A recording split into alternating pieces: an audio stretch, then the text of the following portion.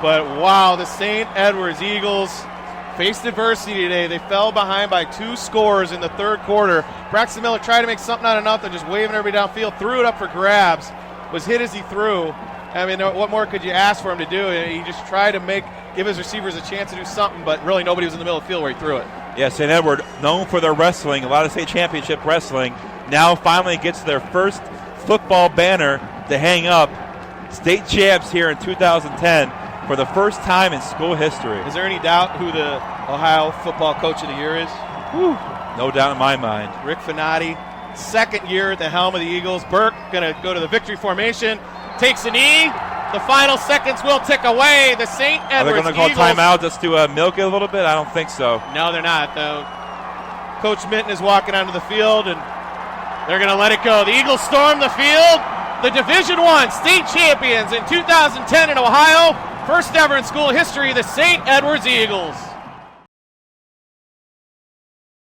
Welcome to the BJack 70 Show. I am your host, Brandon Jackson. And as of today, well, I guess as of October 16th, 2025, a St. Edward High School Hall of Famer. I know it's crazy, right? At the very least, that team you just witnessed win the first state championship in St. Edward High School history. That team that I was a part of is getting inducted into the St. Edward High School Hall of Fame this year. 15 years later after it happened. It's been a long time coming. A long time speculated, talked about with my friends, my teammates, my family members. It's been a long time coming, but I'm happy about it, and we'll talk about it in a little bit. But yeah, welcome to the show, guys. Just wanted to get it out the way in the beginning.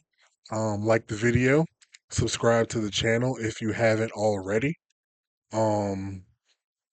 And thought I would just quickly at the beginning here let you guys know about my gaming channel, and that is BJack70 Gaming. And right now we're full blast into college football 26. Full blast into it. I have my Road to Glory series going. I'm a quarterback, 5-star quarterback. Made my commitment. Went to LSU. If you may have seen on the channel. Threw Texas's hat off of the table on signing day. But yeah, man, it's been a real fun time. Real great content over there. Really quick, just wanted to give you guys a little bit of a preview of it, and just to see what you're missing out on if you're not over there. So like and subscribe, like this video, subscribe to this channel, and also the link to the gaming channel will be in the description box below. And here's just a little preview of what you're missing out on over there if you're not already over there. And that was the end of my night. What a way to walk it off. Hold on. Coach. FCS Southeast coach, what kind of haircut, hairstyle do you got going on? What the hell? What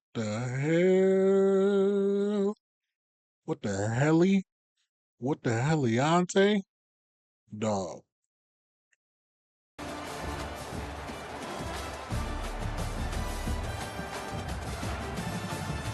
Brother, it's time to come home.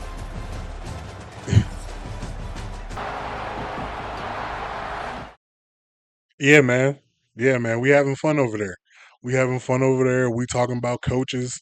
We talking about players. We talking about teammates. We talking about going to homecoming. We talking about skipping class. We talking about Audrey. We talking about cheerleaders over there. Hey man, it's a party over there. Go ahead, go to the channel, subscribe. If you like me, if you like football content, if you like football video games, we over there. We getting into it. Dynasty content coming later this month. Um, that's not your speed. I'm over there playing Spider-Man 2 also. So go ahead and check that out for me, man. Just please go over there, take a look, see if you like it. If you do, like, subscribe, all that over there. But now we got that out of the way. Um, just want to tell you guys about and I'm gonna pull it up here. Pull it up here. So yeah, we got St. Edward High School, Howard E. Ferguson Athletic Hall of Fame, and they put people in the Hall of Fame every year. And this year, Thursday, October 16th, 2025, you know, we got some real dogs going into the St. Edward High School Hall of Fame. It's not just football. We got Mason Leonard wrestling, Rayshawn Stover football, Haruki Nakamura dog football, Stetson Alley baseball, got drafted by the Pirates, won a state championship, won two state championships. Um, I don't remember. I know they won one for sure, but they may have won two also. Um, and of course, the reason I'm talking about it, the 2010 football team, and we'll go ahead and scroll to that 2010 football team. Perfect 15-0 record, winning by an average score of 38-12, earned the school's first state championship in football. Now, looking back at that, that's kind of crazy that our team was the first team to do it. And if you look at it now, we got seven of them things. Like we are the real dynasty of Ohio right now. Even though we didn't get it done, um, didn't get it done the past couple years, or last year. Like we win so many, I don't even remember when we win them, when we don't win them. I just assume that we win them in the past, like all in the past 15 years. Like every year, I'm expecting us to win now because that's just what we do over here at St. Edward High School. Best high school in the world, best high school on earth. You know, you know how we do. But getting back to it, overcame a 14-point deficit in the second half of the state championship game. Shout out to my boy Avery Bailey. Getting that pick against Braxton Miller in the second half changed everything. Got that pick, got back on offense, went ahead and scored, and that was it. That was it. We had the momentum, and there was no way we was losing that game after that. Shout out to Ave. Shout out for him to getting that pick. Shout out Coach B. Russ. Shout out B. Russ for telling Ave what to look for. Ave shot over to the flat, got that pick, and it was a done deal from then on. We got that momentum, and man, it was a great game. That YouTube video, it's not the full game, but it is the second half of that game, like pretty much right after, um, like right when Avery gets that pick, you can see the comeback. It's an amazing watch. It was amazing to play in it, and like they said on the website, scored the winning touchdown with less than 2 minutes to play. It was a it was a crazy experience. It was a crazy experience in that game, and that is a memory that I'll literally never forget. It is a memory that my wife knows, even though she was nowhere near where it happened, didn't know anybody that was associated with it. But all of my friends, all of my teammates that she ever meets, that game comes up, that year comes up, that football team comes up. Um, we never go. If there's more than two or three of us together, we end up talking about it. Um, it's something that we are forever proud of. We get more proud as the years go on. It's 15 years later, um, and I still can't believe that we did what we did in that football season. 15-0 in Ohio high school football, Division 1 Ohio high school football is crazy.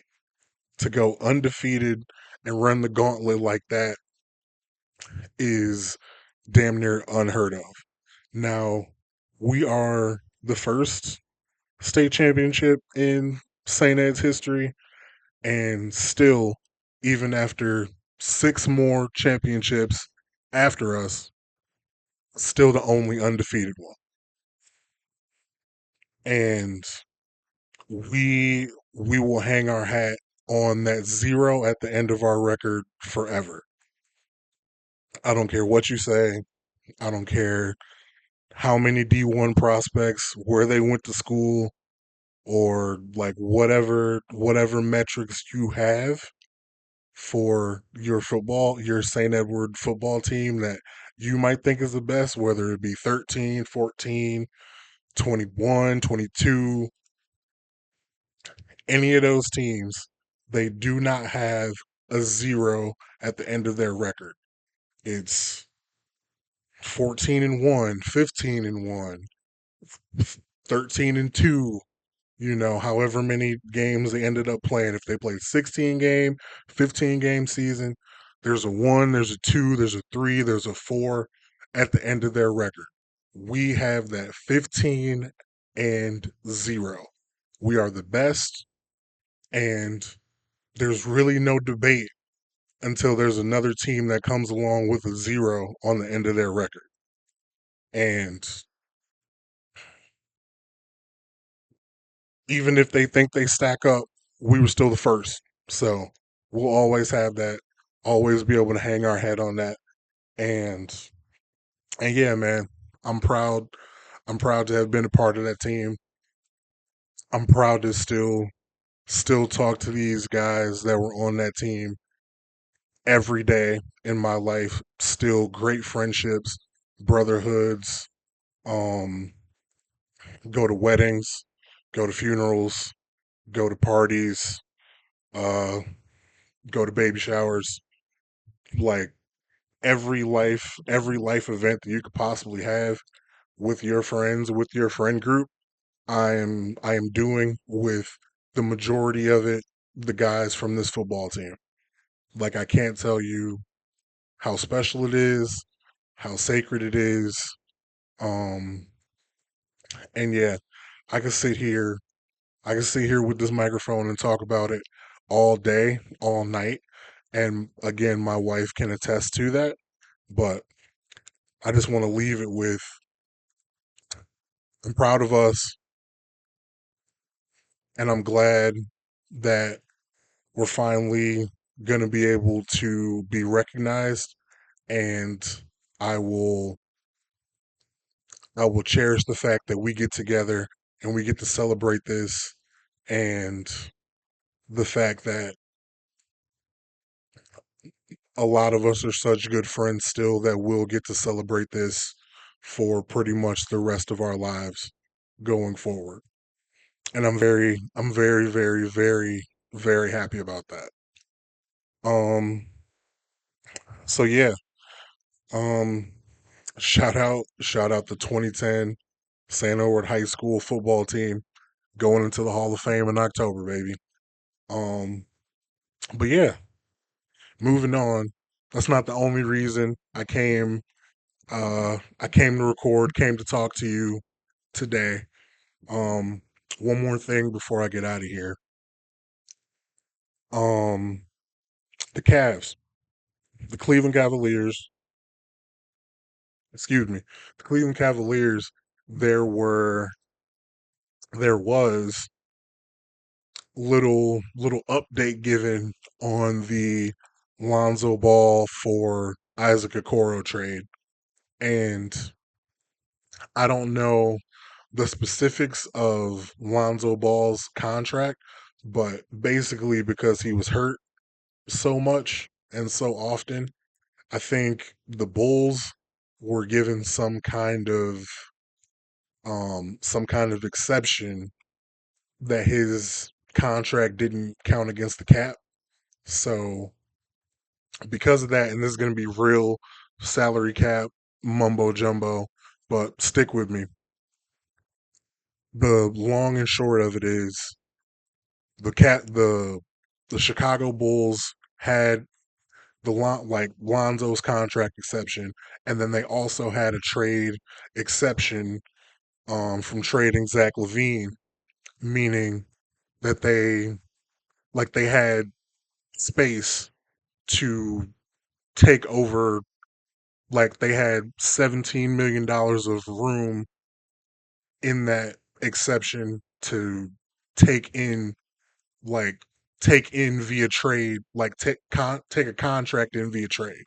I know I'm not doing a great job of explaining it, but please stick with me. There's a point to be made. So Chicago has that trade exception. They send Lonzo away. They get Isaac Okoro in.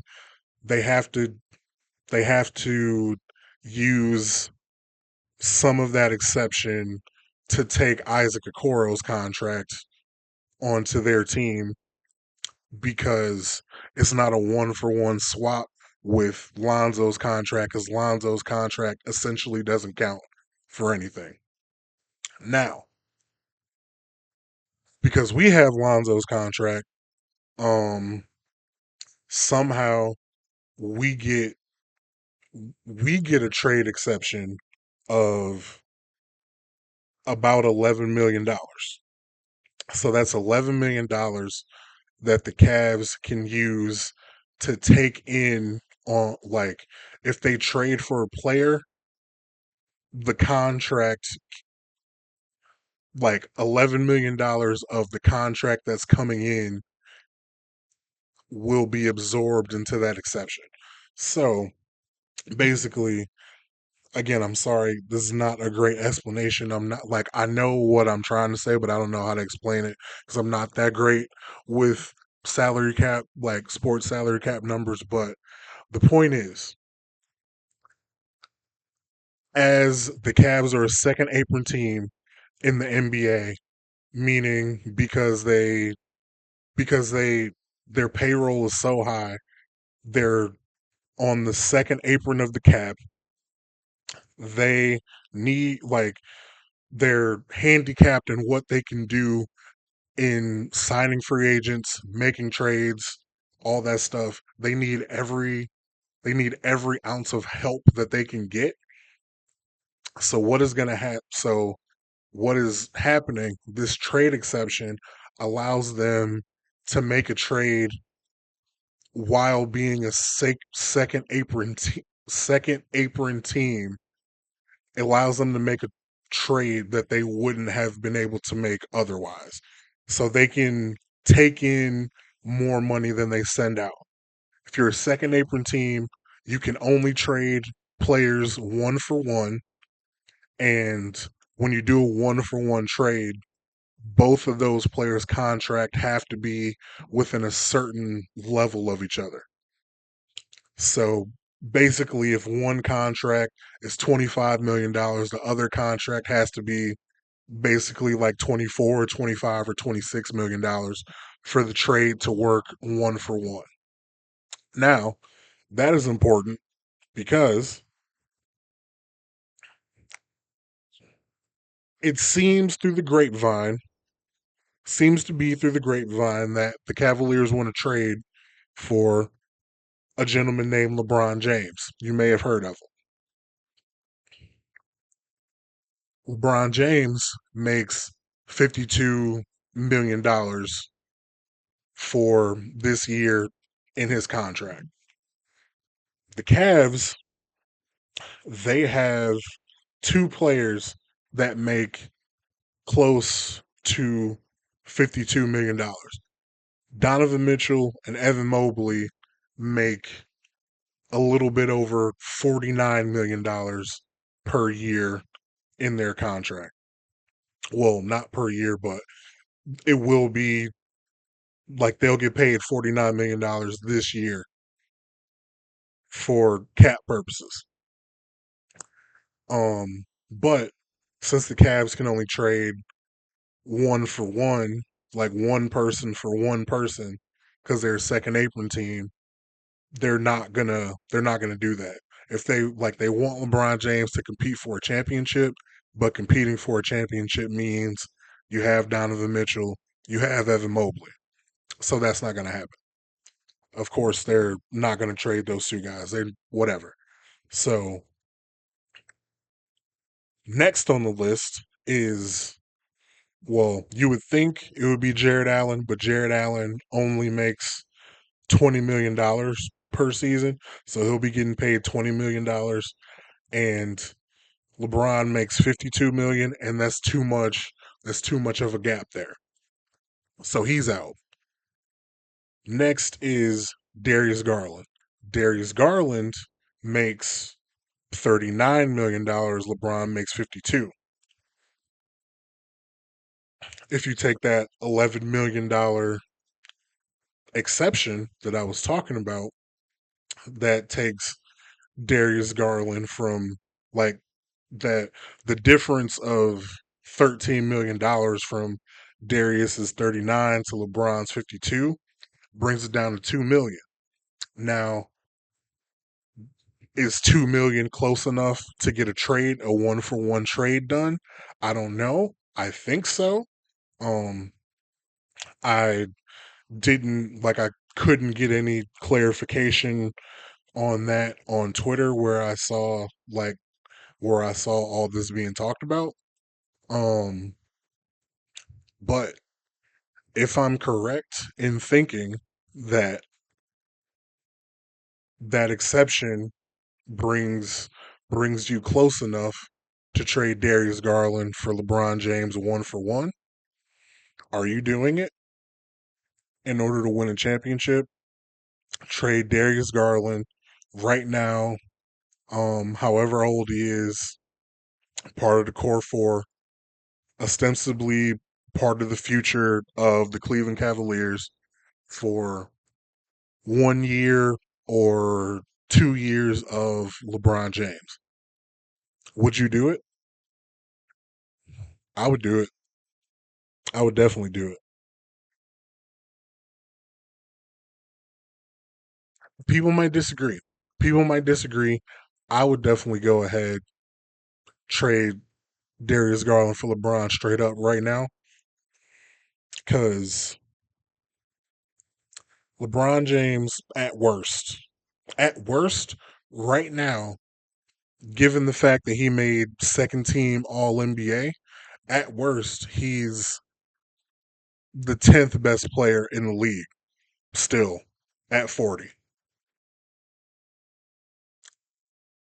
What's Darius Garland? Is Darius Garland top 30? Is he top 25? Is he top 30? Is he top 40? He's probably top 40. I haven't like I haven't gone through and listed it out, but he's probably top 40. Maybe he's top 30. I don't know if he's top 25. I would have to go through a list of guys, see who I like better than him, but I don't know, man. I would do it. I would do it, and me personally, I would do it pretty easily, pretty swiftly. Would drop off Darius Garland at the airport myself if I needed to. I could be wrong. I could be wrong. The East is looking shaky, and I'm like, we'll continue to say it all summer. The NBA Eastern Conference is looking shaky. Tatum's gone. Halliburton's gone. We don't know what the Bucks are doing. The Magic don't have a point guard. The Knicks are the same, but their best two players can't defend anybody. So it's really anybody's conference. And you could say if it's anybody's conference, we run it back. Well, we wouldn't be running it back because we already lost Ty Jerome, which I'm not terribly upset about given what he did in the playoffs. But for the regular season, you lose Ty Jerome. You get Lonzo Ball in, but you can't at this point in his career, you can't really rely on him to be healthy for any significant portion of time. Um, but yeah, you'll be asking a lot from the young guys, from the rookies, from the second years, from Craig Porter Jr. to be asking a lot. You get rid of DG, but you bring in LeBron. If you bring in LeBron, anything can happen because you know what he's going to do when it's playoff time. You know what he's going to do when it's playoff time. We have proof of concept that somebody can bring the ball up. Somebody can bring the ball up. Somebody can control the offense. LeBron will play off ball and be a secondary scorer. Donovan Mitchell can still he would be that guy to be the prime carry the primary offensive load, and then you have Evan Mobley to carry the primary defensive load. You still have Jared Allen. Those two guys giving LeBron James rim protection that he hasn't had since Anthony Davis. Um, but giving him two guys that can protect the rim. So at all times, no matter what, their rim is protected, and LeBron James can use his basketball IQ and roam the court, just play free safety. I don't know, man. That sounds pretty spectacular. No, you wouldn't have a regular point guard, but when it came down to it, LeBron James can be your point guard when you need it in crunch time. Somebody else can bring the ball up and distribute for 44 minutes, but when it comes down to it, that's LeBron James, man. That's LeBron James.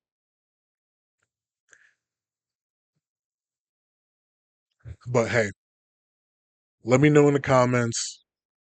Let me know if you would trade Darius Garland for LeBron James. I would. I definitely would, without question, easily. So if you disagree, let me know. If you agree, let me know. But but yeah, that's all I got. That's all I got for you today. Um Again, man, like the video, subscribe to the channel if you haven't already. Go ahead, check out BJack 70 Gaming. Check out that Road to Glory. Um follow me at BJack 70, Twitter, Instagram, TikTok. I'm all over the place. Check bjacks.com for more written content. And haven't forgotten about you yet. Um the definitive quarterback ranking is coming, is being worked on. The series the series of videos will be coming out. Won't tell you when because I don't know when, but they're being worked on. You'll see them very soon. Um but yeah, man, that's all I really got for you. And appreciate you if you're still here. Appreciate you listening. Appreciate you being a supporter. But yeah, until the next time, we'll see you.